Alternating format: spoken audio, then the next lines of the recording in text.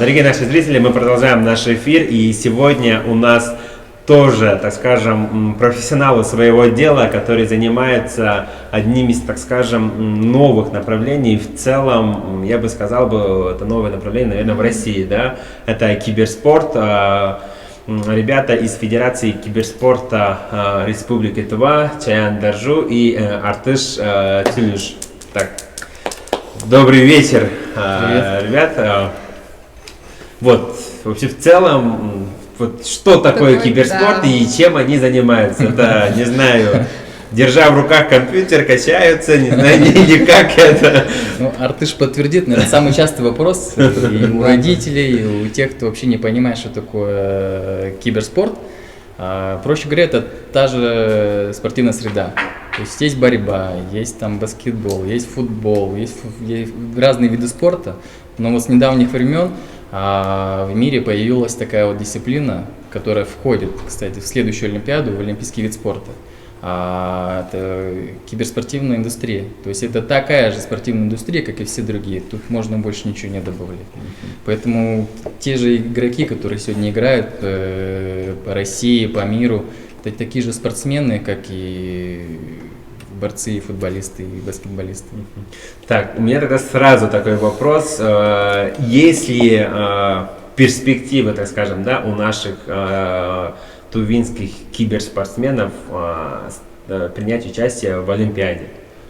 Слушайте, принятие участия в Олимпиаде уже на самом деле большое достижение для любого человека, без разницы, тувинец он или другой национальности. Для этого нужно работать. То есть мы вот буквально первый год всем этим занимаемся.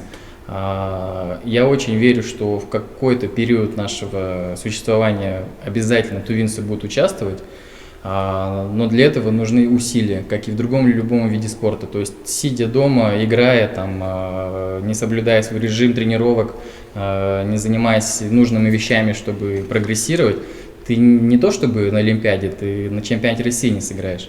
Поэтому, ребята, если кто там чувствует, что ему в этом направлении нравится, у него есть перспективы, нужно работать.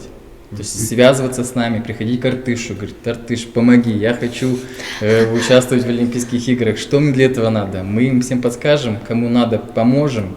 И если ребята себя проявят на наших республиканских турнирах, мы им предоставляем все условия, чтобы они бесплатно тренировались в нашем клубе. Поэтому нужно только желание и большое трудолюбие, как и в любом деле. Так, тогда сразу такой вопрос, наверное, к Артышу. Вот, Артыш, как тебя найти, куда тебе написать, либо, может, прям, если можно, конечно, да, то есть номер телефона прям на студию, да, визитки можно прям вот раздавать и так далее, да, то есть как тебя найти, не знаю, как тебя в социальных сетях, либо у вас там в федерации свои страницы и так далее. Или куда можно подойти. Да, давайте мы тоже будем, не знаю, в комментариях здесь оставим. У нас на цокольном этаже кафе «Восторга» базируется центральная киберспортивная арена, где находится, соответственно, и Федерация компьютерного спорта нашей республики. Если у вас, дорогие друзья, есть вопросы, или вы хотите стать частью нашей команды, или вообще хотите стать настоящим киберспортсменом, обращайтесь в центральную киберспортивную арену. Можете обратиться к администратору, который там сидит. Он данные всех нас знает, мои данные, Чаяна Робертовича, Валерия Артемьевича и так далее. Со скольки? До скольки? Круглосуточный. Клуб круглосуточный, соответственно, геймеры, как порядком, люди ночные, поэтому в любое время оставляйте там свои данные, заявки, там, желания. Мы, соответственно, вам перезвоним, конечно. Да. Так, если у молодого человека нет, допустим, он находится где-нибудь там в Агдаврахе, либо в тот же, вот как он может с вами связаться, хотя бы, не знаю, по телефону, по видеозвонку, не знаю, консультироваться? Да. Есть у вас группа в социальных сетях, не знаю, в Инстаграме и так далее? То есть, в социальной сети ВКонтакте у нас есть группа, она называется «Федерация компьютерного спорта Республики Тыва». Можете написать сообщение, да, и мы вам ответим. Вот, Федерация компьютерного спорта Республики Тыва, подписывайтесь, ставьте лайки и как там, нет, нажимайте на колокольчик, да, да, на уведомления, и тем самым будете уже в курсе о последних событиях киберспортивной среды. У меня следующий вопрос возникает, скажем, да, Разговаривайте, потому что я в этом не шарю. Вот, официальное название, как там было, киберспортивная арена, да? Да, Да. центральная Это- киберспортивная арена. Это прям так и называется Да. официально, да? Центральная Вот, киберспортивная когда, арена. когда это слово произнесли, у меня прям вот боксерская арена, да, и так далее у меня. Вот, и мне представление было так просто, там сидят вот киберспортсмены, там в компьютере играют и так далее. То есть, следующий такой вопрос. Какие вот у вас есть ли мероприятия, которые вы в ближайшее будущее запланировали, либо может быть уже идет вот именно по киберспорту? Что касается ближайших мероприятий, мы вот в этом году уже закончили Всероссийскую студенческую спортивную лигу, киберспортивную лигу, весной мы проводили. Также чемпионат республики ТВА по компьютерному спорту, который был отборочным этапом на чемпионат России. Также наши победители вот, чемпионата республики ТВА, они стали участниками Кубка России, где впервые приняли участие, конечно, наши дотеры даже вошли в стадию плей-оффа. Вот. Это что означает? Ну, то есть они вышли из группы. Да. Прошли да. квалификацию, Да. прошли и вышли в зону плей-офф. Так, вот успехи, есть у нас успехи, там, как я понимаю, если это спорт, там по-любому там разряды, не знаю, там кандидат, мастер спорта, ну, то есть по таким разрядам. Вот есть ли у наших молодых ребят такие спортивные достижения, и сколько их, и вообще в целом, вот, перспектива этих ребят тоже, не знаю, есть ли вариант стать, не знаю, мастером спорта компьютерного, или мастер компьютерного спорта, или как правильно называется просто? Да. Мастер спорта по компьютерному Также, спорту. да, Да. также мастер спорта по вольной борьбе, есть мастер спорта по компьютерному спорту. Да. Ничего другого, все то же самое. Мастер всё. спорта по компьютерному спорту. Поэтому никаких отличий от других видов спорта нету. Да, вопрос правильный. Впервые в истории, наверное, Республики Тыва, впервые в истории в киберспортивной жизни наши парни, тувинцы, наконец-то получают разряды. То есть, сколько у нас там, 8 парней? 8 да? парней. 8 парней, которые получат там первые, вторые взрослые разряды. То есть мы хотим, чтобы у нас их было больше, то есть чтобы ребята, не стесняясь, подходили к Артышу, приходили к нам в клуб, говорили о своих желаниях. И как показывает практика, можно первый взрослый разряд спокойно получить на республиканском уровне. А дальше уже как от тебя зависит. Там, ты можешь и кандидатом стать, и мастером международного класса. Можешь заслуженно мастером спорта стать. Поэтому нет ничего невозможного. А сколько лет этим 8 ребятам? Есть ли среди них школьники, студенты или, ну, то есть... Так, одному парню сейчас 27 лет, получается. Он выиграл чемпионат Республики Тыва по дисциплине Clash Royale. Вот. Остальные школьники, могу сказать, там 10-11 класс примерно. Вот, дорогие наши зрители, у вас есть прям, вот знаете, прям в школе же уже стать, иметь разряд, то есть доиграться, так скажем, да, до кандидата мастера спорта именно по компьютерному спорту, и дальше иметь уже другие звания. Вот, у нас в Туве по каким дисциплинам проводятся чемпионаты? Это, конечно же, в первую очередь Counter-Strike Global Offensive, ну, вкратце CSGO, затем идет Dota 2 и Clash Royale. Это самые основные наши виды. И потом еще идут StarCraft 2, Tekken мы проводили, далее World of Tanks у нас бывали соревнования. И, в принципе, все получается. А к вам ходят девочки играть? Да, Да. Ходят, ходят конечно, играть да. девочки. А вот есть тоже какие-то там мастера, не знаю. Среди девушек у нас, Tekken, по-моему, FIFA участников, играют, да, участников, в наших соревнованиях участников, по крайней мере, пока не было, но мы, конечно же, хотим, чтобы среди нашей деятельности и девушки тоже присутствовали. Вот, Юлия, у тебя есть прям, вот знаешь, какие перспективы? Прям вот, ночью после работы, после учебы идешь в восторг, всю ночь играешь, утром идешь учиться, и тем самым Да, у тебя уже классно. олимпийский пьедестал впереди, да? Да, ну, хочется сказать, что Федерация компьютерного спорта, да, она предоставляет возможность для наших ребят, киберспортсменов, поучаствовать в соревнованиях уже всероссийского уровня. Вот. Это самое главное, то, что мы непосредственно являемся посредниками между миром киберспорта. И мы непосредственно выдаем официальные спортивные разряды. Вот. Вот, смотрите, с прошлого года президент России Владимир Владимирович Путин официально уже, так скажем, поддержал детский киберспорт, потому что, когда я работал в российском движении школьников, наш активист, киберспортсмен, он принимал, ну, то есть, прям задал ему такой вопрос, типа, поддержите, пожалуйста, киберспорт. Он поддержал, но многие не понимают, что такое киберспорт. Когда начали объявлять российский конкурс по киберспорту, там по разным дисциплинам, Майнкрафт, Дота, ну, то есть там мобильные дисциплины, компьютерные дисциплины и так далее, то есть я это тоже изучал. На мое удивление, у меня во всероссийские конкурсы такого наплыва школьников не было. Ко мне приходили ребята с родителями, третьеклассник, приходит, как мне подать, что такое Discord, как мне там зарегистрироваться и что мне тут, мне пришлось вместе с ним сесть, да, ему Discord загрузить, а там формальности, там согласно обработка персональных данных и так далее, да, то есть подача заявки. Родителям приходилось мне прям распечатывать, вот, заполнять прямо здесь, я сейчас отсканирую, загрузим на сайт, подадим заявку.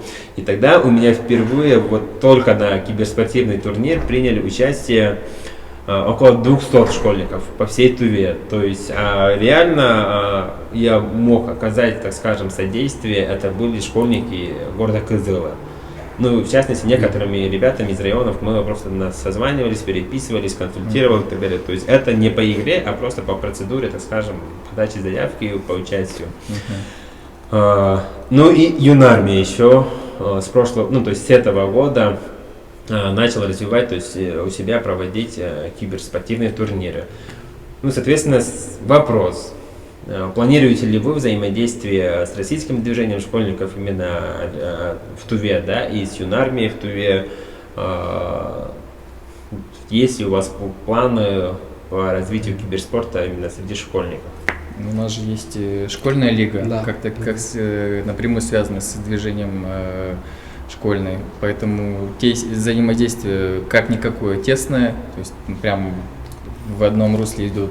А насчет юнармии надо посмотреть, там, может что-нибудь прикольное придумать, там, какую-нибудь школа на школу, юнармия, там, CSGO, почему нет, там, можно PUBG, стратегические игры, ну, все, что нужно для развития этой темы, легко. Ну и для сотрудничества у нас все двери открыты, мы рады сотрудничать с другими организациями. Ну, еще раз напоминаю о том, что ВКонтакте есть группа Федерация компьютерного спорта Республики Тыва. Вы можете по вопросам сотрудничать, про развитие киберспорта. Если у вас есть желание заниматься киберспортом, вы можете обращаться, написать им, ребятам, там все контакты есть. Ну и, соответственно, прийти в цокольный этаж кафе «Восторг». И там вам окажут помощь. У тебя есть вопросы? Ну, получается, прям мужской разговор тут вышел. Ну, просто, к сожалению, я не увлекаюсь этим, но мне очень интересно вас слушать. Вот вы сами тоже игроки, получается, да? Вот какие у вас любимые игры, так скажем? Вот ночью после работы приходите, да, и идете в восторг, тоже играете всю ночь. Есть, да, такое? Ну, наверное, начну я, да? Со школьной скамьи, получается, со 2 класса я начал увлекаться... Со второго? Да, со 2 класса. Я начал увлекаться CS 1.6, тогда он очень был популярный. Потом с 2013 года появился CSGO, и с 2015 года я, получился, купил CSGO впервые за 300 рублей и начал играть в его, с одноклассниками.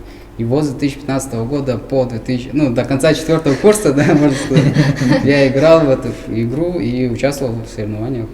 Вот, у тебя тоже есть, да, вот там мастер, А, что там нет. дальше? Когда, в то время, когда мы участвовали, такого не было, да. такого, да. А вот планируешь? А участвовать уже самому? Да, да. Ну, честно говоря, сейчас времени нет участвовать самому. Просто есть время организовывать, и мне почему-то нравится делать это для других. Вот. В киберспорте очень важен возраст. То есть чем моложе игрок, тем больше у него шансов профессионально заиграть.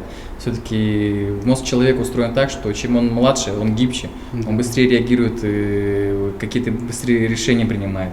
Чем старше человек, тем меньше шансов, к сожалению, преуспеть в киберспорте. Если вы хотите действительно там добиться каких-то высот, надо не медлить, как-то поговорить с родителями, объяснить им, что это не страшно. То есть множество родителей боятся, что он вот, грубо говоря, задрот, сидит дома, там, только делает, играет, да, он там в стрелялки людей убивает, психика ломается.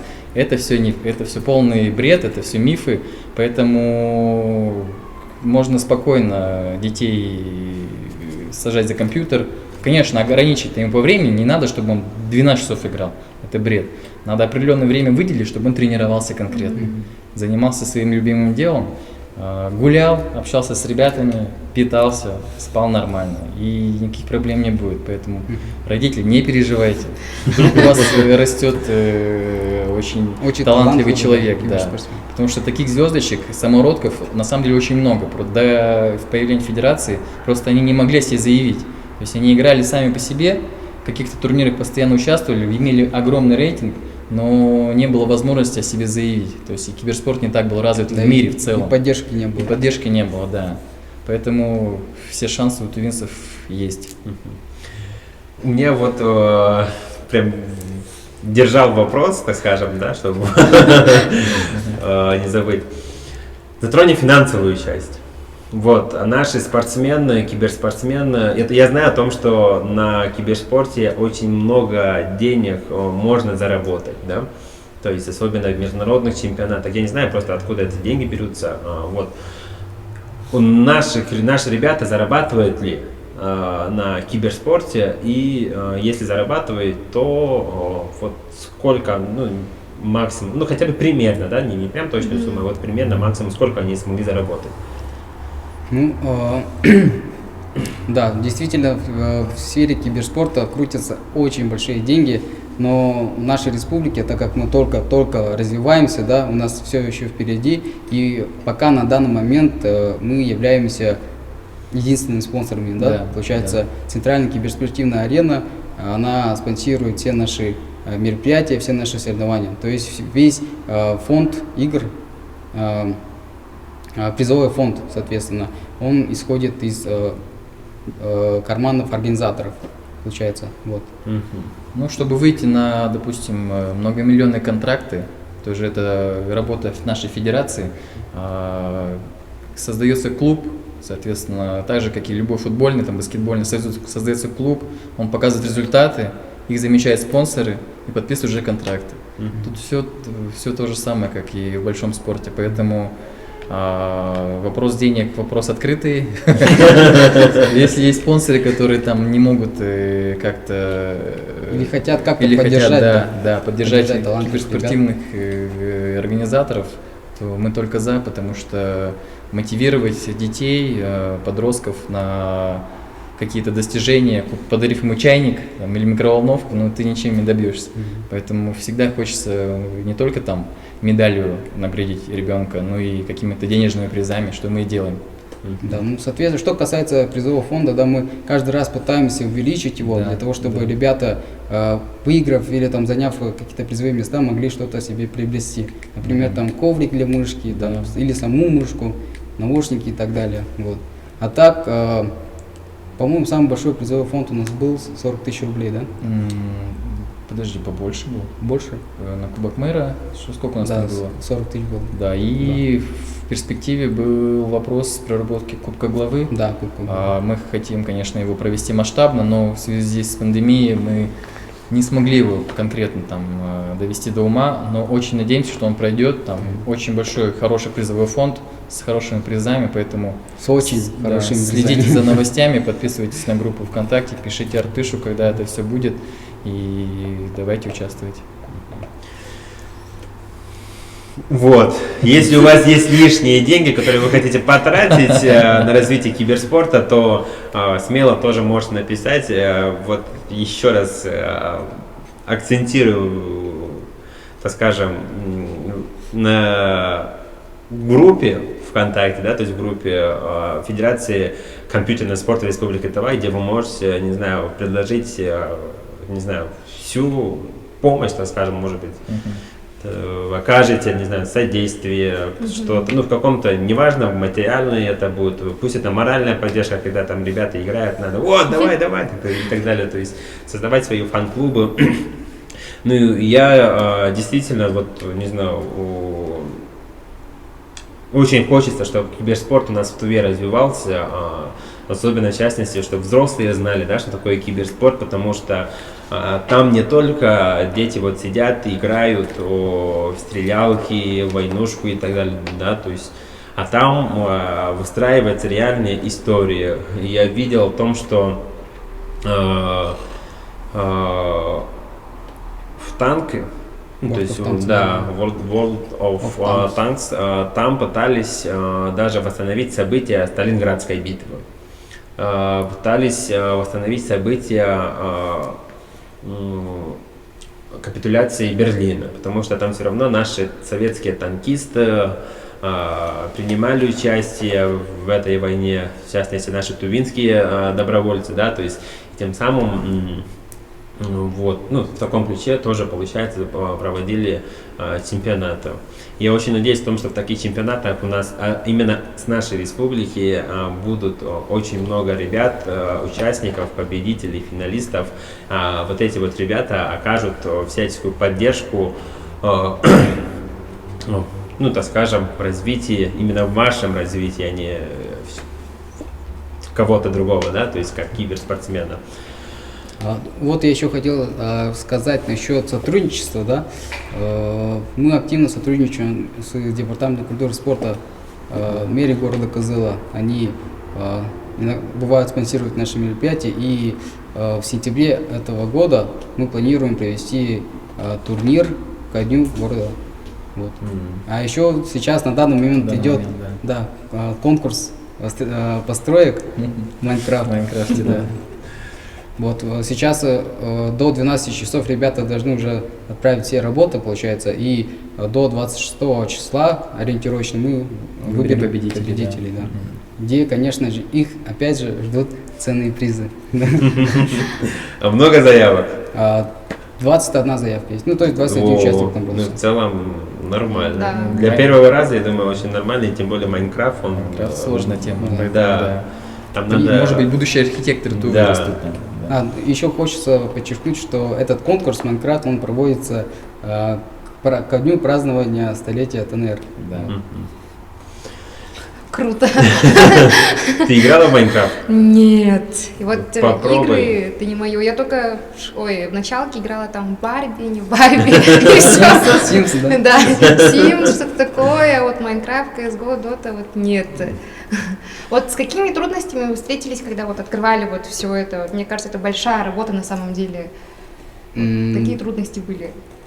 Честно говоря, скажу от себя, что вроде трудностей не было, потому что аудитория всегда есть. У нас очень большая аудитория, потому что киберспорт очень развит среди молодежи. И когда мы проводим какие-то соревнования, а большая часть наших соревнований, она является на бесплатной основе, то есть мы взносы не берем, а у нас свой собственный призовой фонд получается.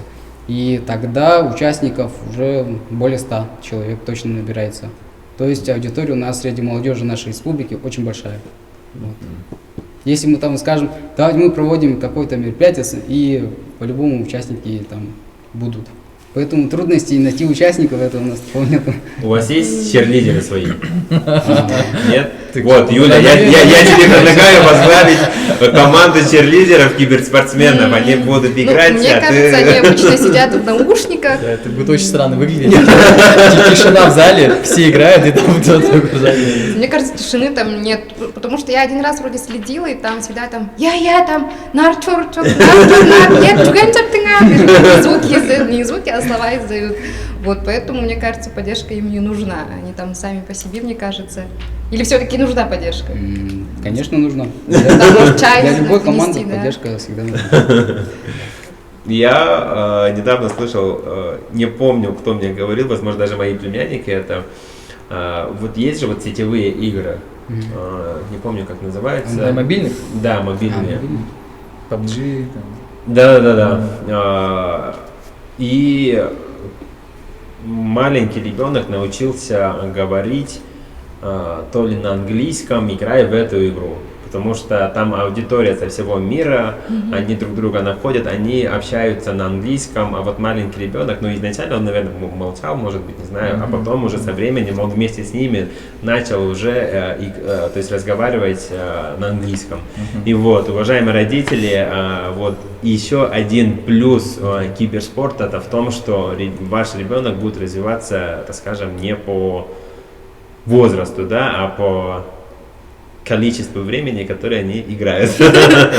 Да. Можно выучить язык, оказывается, даже, да? Что вы можете порекомендовать, посоветовать нашим начинающим киберспортсменам, либо, не знаю, вот уже продолжающим киберспортсменам, либо тем ребятам, которые заканчивают свою киберспортивную карьеру? Вот. Что вы можете пожелать? Ну, Артеш, давай.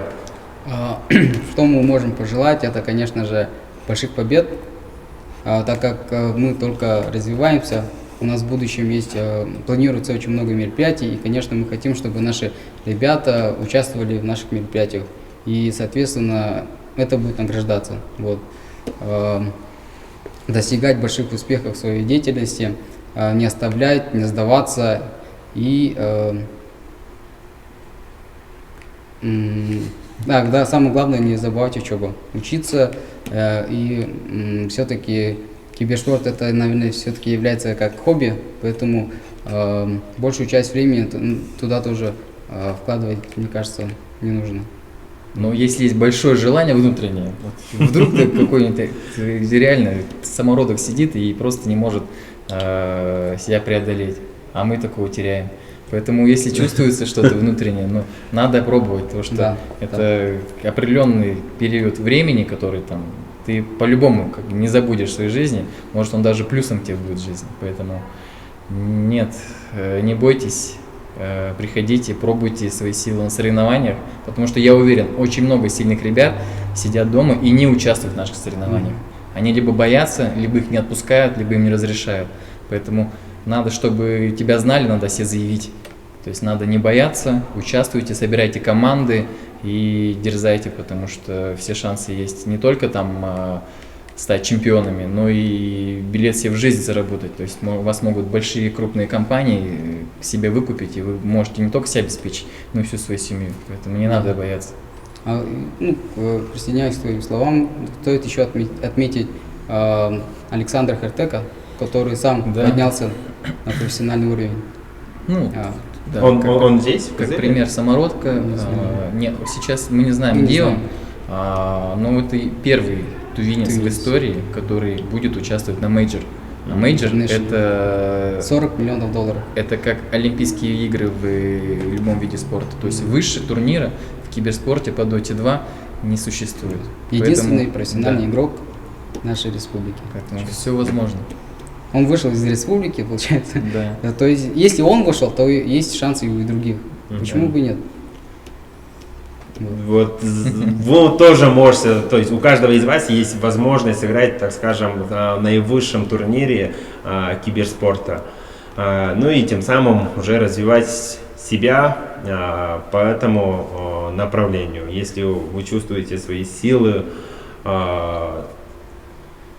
навыки, в том, что вы сможете, то прям советую, рекомендую обращаться к ребятам и подписывайтесь в их группу во ВКонтакте Федерации спортивного спорта, компьютерного спорта Республики Тыва, и тем самым ребята вам окажут максимальную помощь. Ну, спасибо вам большое, ребят, за вашу деятельность, во-первых, да, за, вот, наверное, сложно, потому что, то есть любая деятельность сложная, да, то есть там легкого не бывает.